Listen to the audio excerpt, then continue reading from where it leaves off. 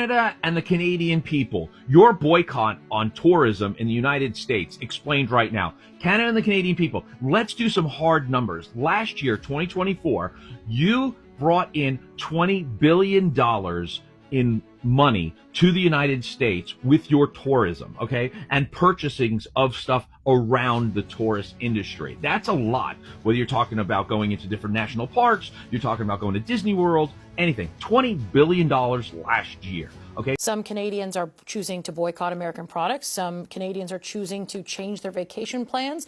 Some are even going as so far as to selling their vacation properties because they're frustrated in this moment. Do you think that's sustainable?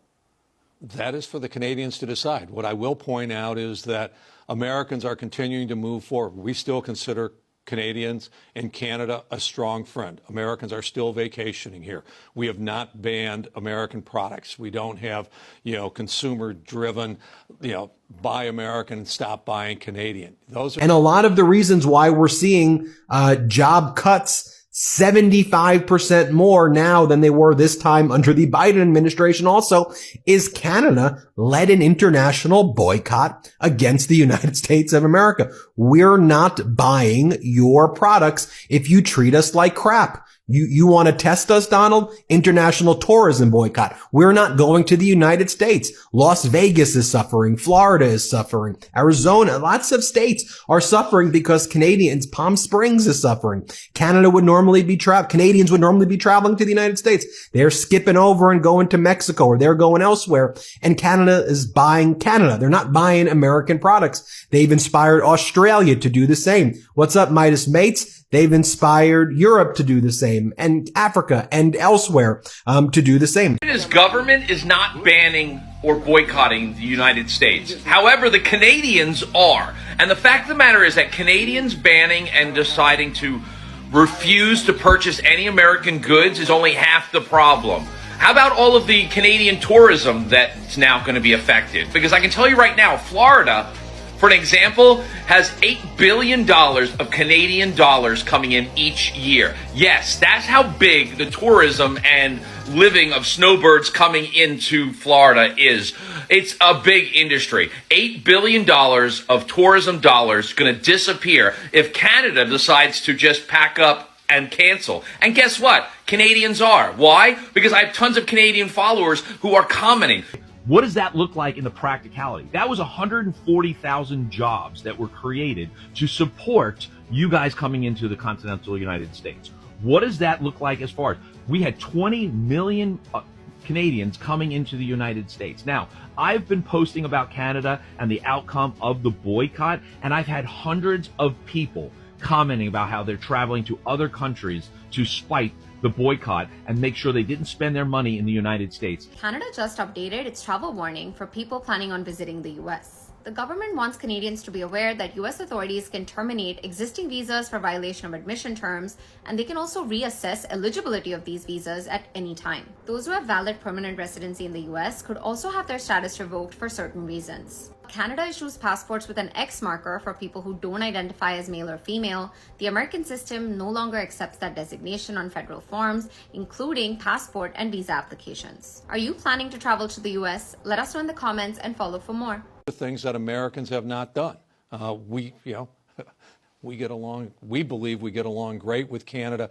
If the Canadians want to make this more of a personal anti-American perspective, that is their business, okay? But I was just out in Vancouver and went to one of the tourist areas, and I said, hey, what's happening with American tourism? They said, we're seeing as many Americans, if not more, than what we did last year. And it's kind of like, great. That, to me, it's a symbol of the strength of the American-Canadian relationship.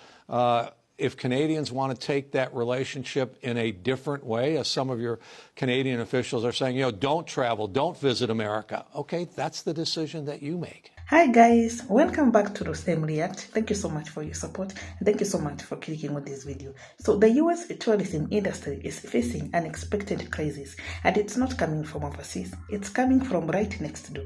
A growing number of Canadians are boycotting travel to the United States, and the financial damage is already being felt from the beaches of Florida to the border towns of New York and Michigan. For decades, Canadians have been among Americans' most loyal tourists. Every year, millions would drive south for family vacations, cross-border shopping trips, concerts, and theme park visits. They are spending poured billions into the local US economies, but that familiar flow of visitors has suddenly slowed down since early 2025. Canadian travel to the US has dropped by more than 30%, and in some months, road trips are down even further. Let's get to the video, but before, let me play a few clips on the same, and I'll be back with my own commentary. All credit goes to the original creators of each and every video you see here. So let's just clarify. The U.S. ambassador to Canada is disappointed by the lack of enthusiasm in Canada for the United States. That is the equivalent of the abusive boyfriend hitting the woman saying, "Why don't you love me more?" Like, let's not mess around with this. We didn't attack you. It's your cult leader who went after the governor rather than prime minister, the 51st state, and then the tariff attack on decades-long deals of trade, calling us nasty again and again and again. Canada needed to respond. We respond, and the new data out is incredible.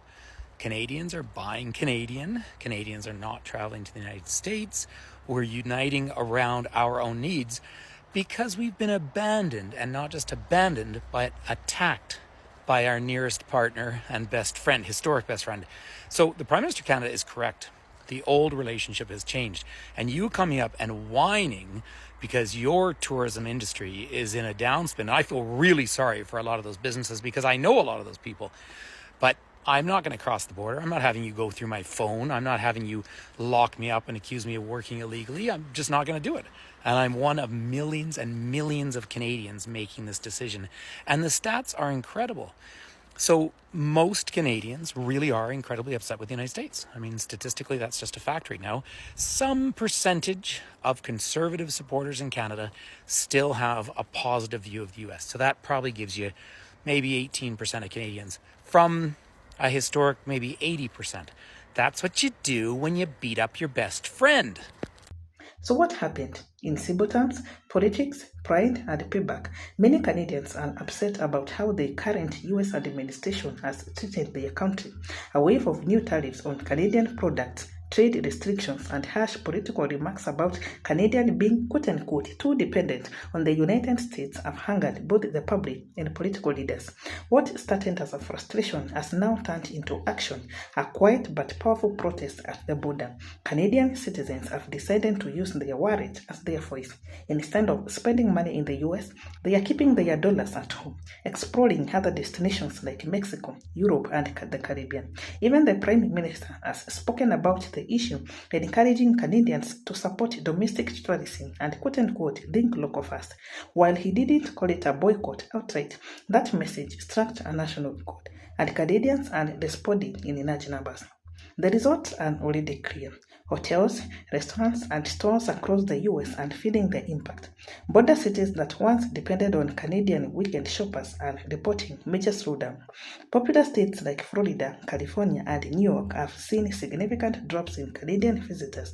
From ski resorts to amusement parks, the loss of Canadian tourists has left a noticeable dent in revenues.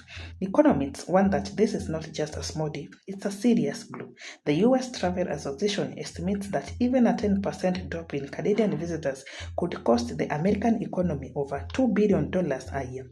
But this boycott is far beyond that. With travel down more than 30%, the projected losses could easily reach $4 billion. For small business owners, it's been devastating. Many restaurants, hotels, and retail shops in border regions rely heavily on Canadian customers. One shop owner in Vermont told the reporters that his weekend sales have dropped by nearly half since the boycott gained traction. "We didn't see this coming," he said. "Canadians were our best customers, and now we are lucky if we see a few cars with Ontario plates in a whole day." The boycott has also become a symbol of national pride in Canada. Online hashtags like "Spending in Canada" Boycott USA, and trending. People are posting photos of vacations within Canada, exploring their own mountains, lakes, and cities as a way to show solidarity.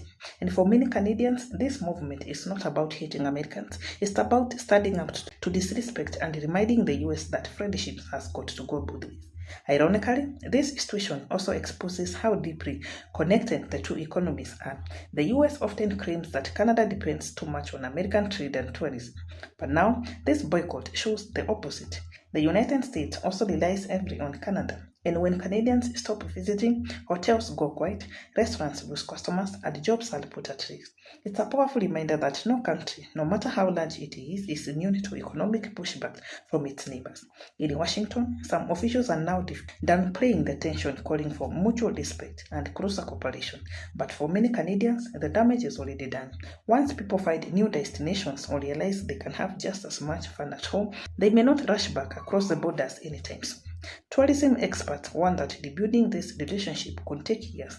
After all, trust is easier to lose than to gain. If the political rhetoric continues, the boycott could expand even further, turning a short-term protest into a long-term habit. So, as America watches this travel slum grow, the message from Canada is loud and clear. Respect goes both ways. Canadians don't need to shout or protest in the street.